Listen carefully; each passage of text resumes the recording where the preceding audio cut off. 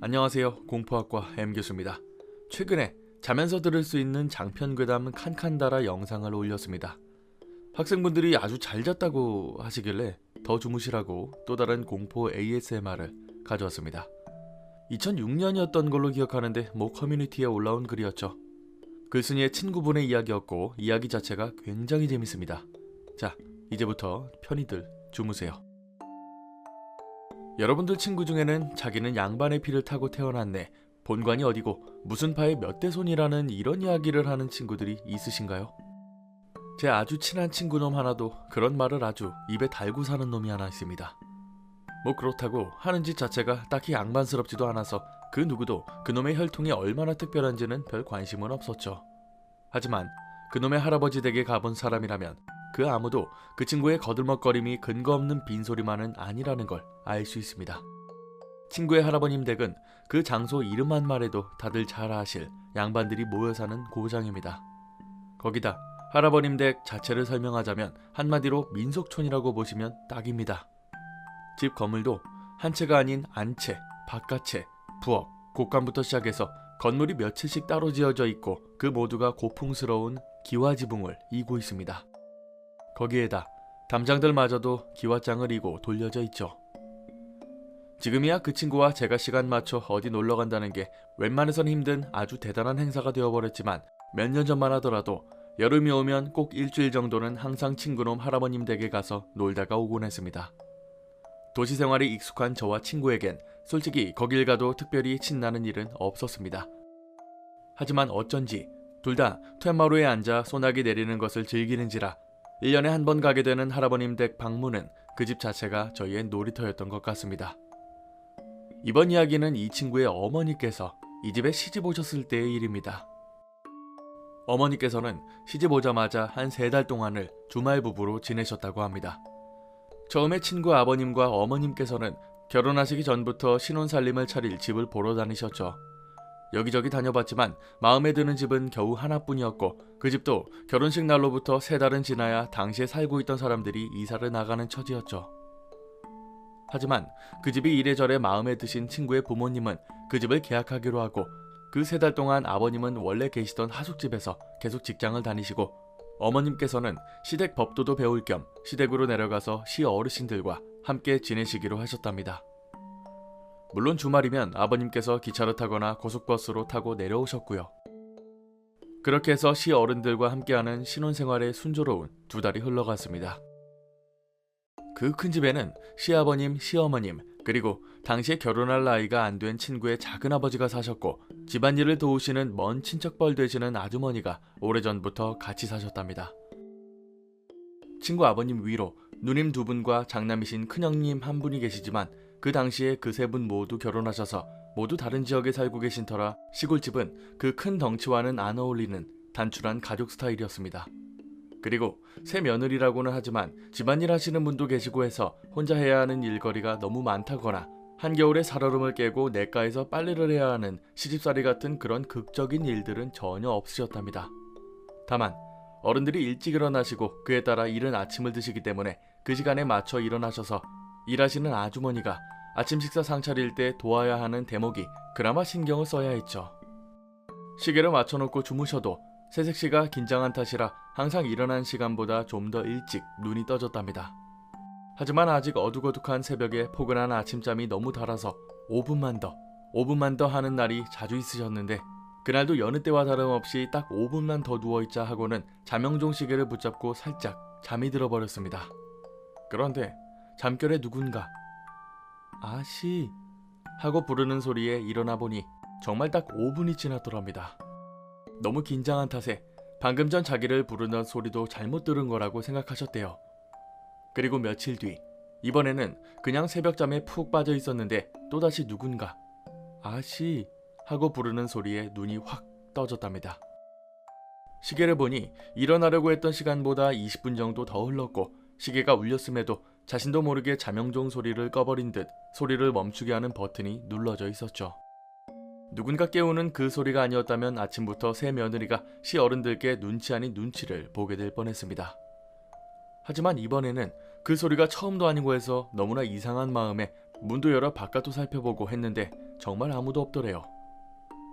더군다나 아무리 그때가 지금보다는 몇십 년 전이지만 아씨라는 호칭이 쓰이던 시절도 아니었기 때문에 신기하고 이상해서 그 집안일 하시는 친척 아주머니께 말씀드렸습니다.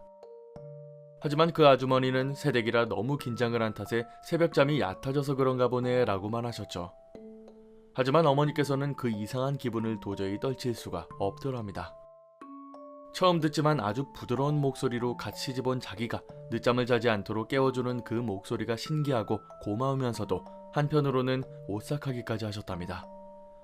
그 덕분에 들어온 지 갓 2달 된 새 며느리는 실수를 모면했지만 도대체 그 소리가 어디서 난 건지, 정말 그 소리 자체가 있긴 했던 건지, 있다면 누가 왜 늦잠을 자지 못하게 구해준 건지 궁금하기도 하고 겁도 나면서 머릿속이 아주 복잡하셨죠.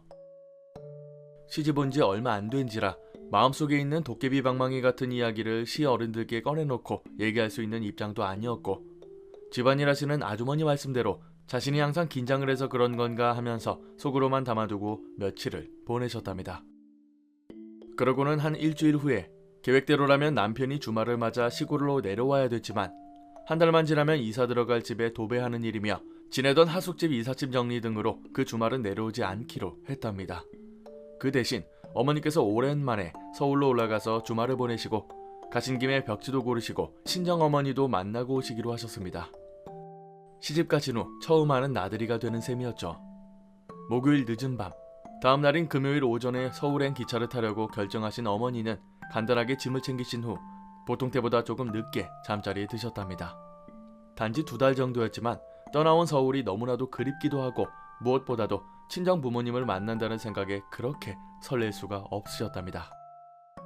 소풍 전날 밤에 아이 같은 설렘으로 잠은 자는 둥 마는 둥 하시다가 새벽녘이 되어서 살짝 잠에 드셨는데 갑자기 누우신 이부자리에 뭔가 느껴지는 듯한 기분에 눈을 뜨셨습니다. 조금씩 밝아오는 새벽, 방 안의 모든 것이 푸른 빛으로 어슴푸레 보이기 시작하는 때였고 방 안은 여느 때와 같은 모습이었습니다.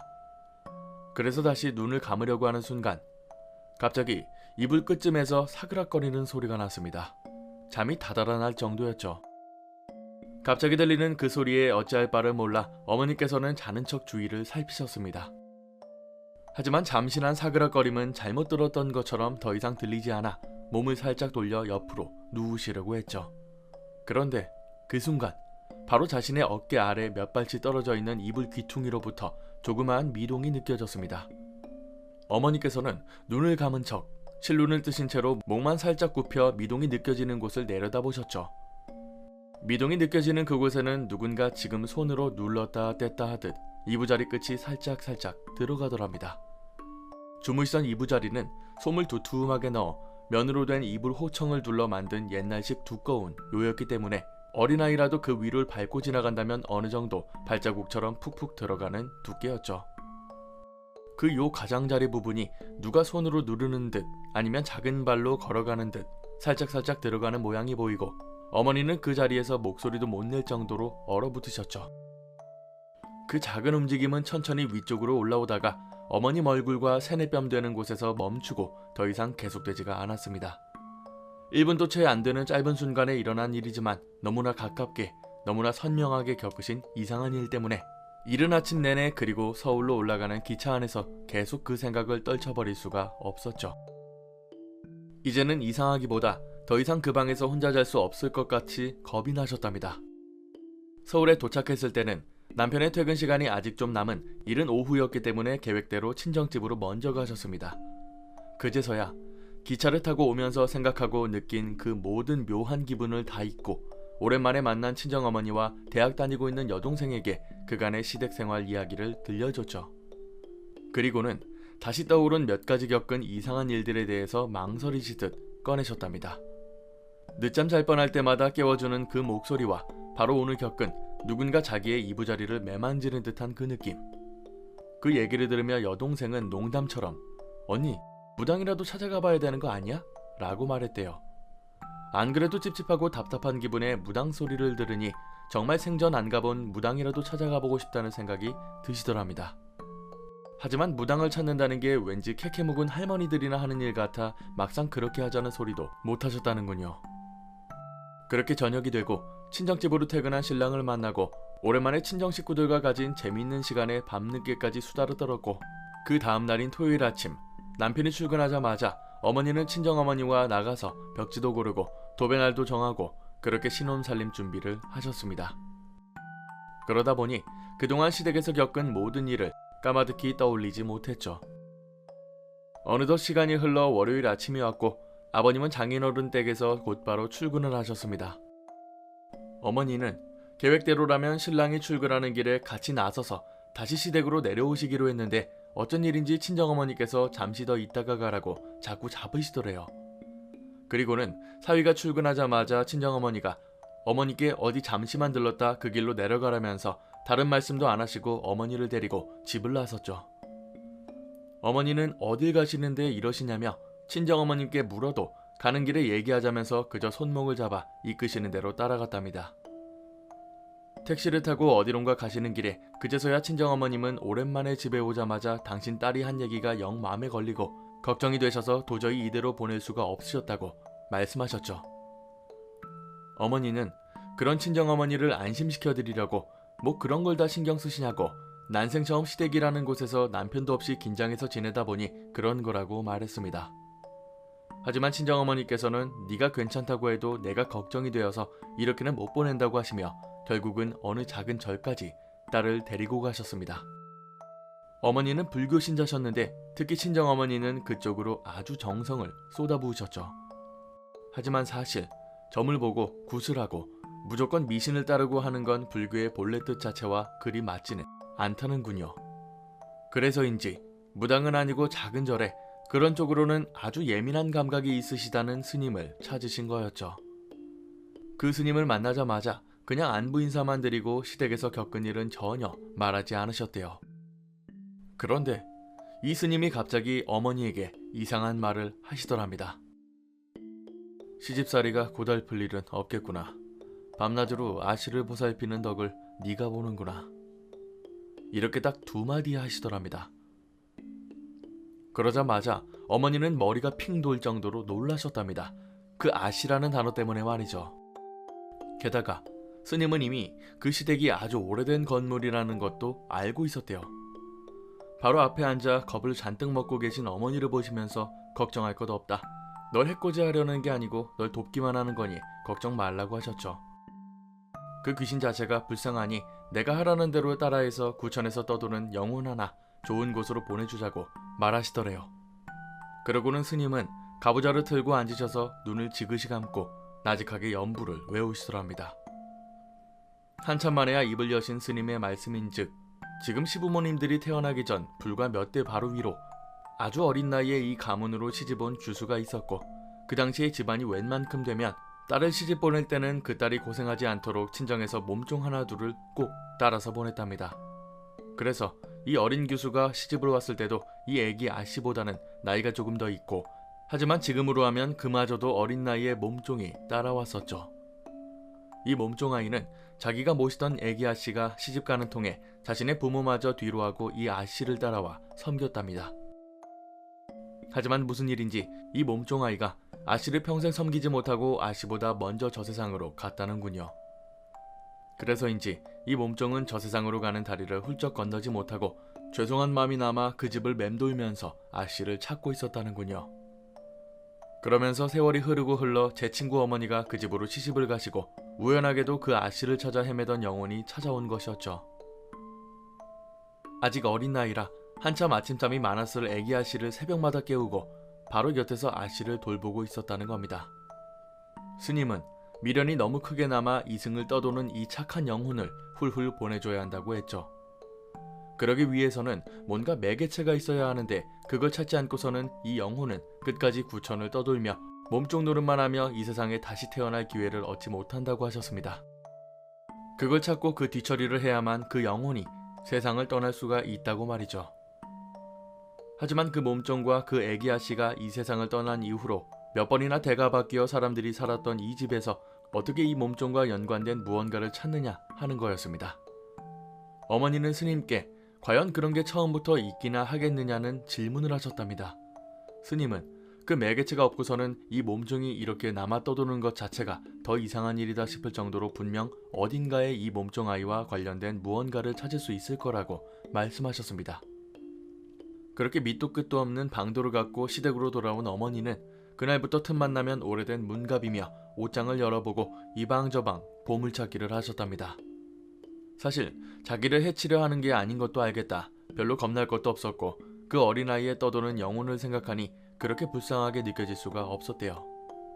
뉘진 몸종으로 태어나서 일하다가 아직도 부모 품에서 보호받을 나이에 집에서 모시던 애기 아씨를 따라 먼 고장을 왔을 걸 생각하니 마음이 너무 아팠죠. 그리고 한편으론 이것이 자기의 업보인 것 같기도 하고 자기가 꼭 해줘야 할 것 같다는 느낌이 드셨답니다. 그러던 중 하루는 예전에 곳간으로 쓰던 지금의 창고에서 그 보물찾기를 하고 있었습니다. 그곳은 명절 때만 쓰는 가문 대대로 내려오는 상과 제사 물건들이며 마리 창고이지 시아버님의 각별한 관리 아래 아주 깔끔하게 정리정돈된 가문의 박물관이나 다름없는 곳이었습니다. 저도 놀러가서 봤지만 진짜 어디 박물관이나 전시장처럼 관리가 되는 곳이었죠. 그런데 어머니 눈엔 구석에 자리 잡은 뒤주라고 불리는 나무로 된 큰 쌀통이 들어오더랍니다. 그 당시만 하더라도 웬만한 대가족이 아니고서는 그렇게 큰 통에 쌀을 넣어놓고 먹는 가족이 없었기에 그 뒤주는 언젠가부터 작은 물건들을 올려놓는 선반의 역할을 하고 있었답니다. 그런 뒤주가 어머니 눈에 띄긴 했지만 그 뒤주도 그렇고 다른 물건들도 그 몸종아이와 연관되어 보이지는 않았죠. 그런데 그날 밤 어머니의 꿈에서 그 뒤주를 다시 보셨답니다. 꿈속의 어머니는 그 뒤주를 향해 창고로 걸어 들어가고 있었죠. 정말 특별할 것도 없는 꿈이고 바로 같은 날 본 오래된 뒤주가 꿈에 나오는 것도 특별하지도 않았는데 아침 내내 그 뒤주에 왠지 자꾸 마음이 가더랍니다. 그래서 다음날 다시 그 창고로 들어가신 어머니는 혹시나 하는 생각에 뒤주 위에 얹혀진 이것저것 작은 물건들을 다 내리고 뚜껑 같은 부분을 들어 올리셨습니다. 뚜껑을 열고 깊숙한 뒤주 안을 들여다보는데 그 안에는 신문지에 쌓인 숯뭉치들과 옛날에 술을 넣을 때 썼던 둥그란 수틀이 있었습니다. 그리고 손잡이가 달린 나무 상자 하나가 또 있더랍니다. 뭔가에 끌린 듯이 어머니는 그 상자를 집어 올렸고 그 자리에 주저앉아 그 오래된 상자를 열어보셨죠. 그 상자를 여니 그 안은 한지로 곱게 발라져 있고 이미 색이 바라진 작은 골무, 녹슬었지만 예쁜 모양의 작은 가위, 실을 감아둘 때 쓰는 듯한 나무로 만든 작은 패가 있었습니다.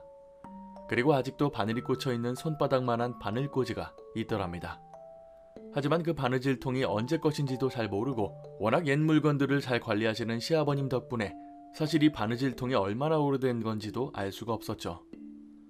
하는 수 없이 그 바느질통을 그대로 챙겨 들고 나와서 시아버님께 여쭤봤답니다.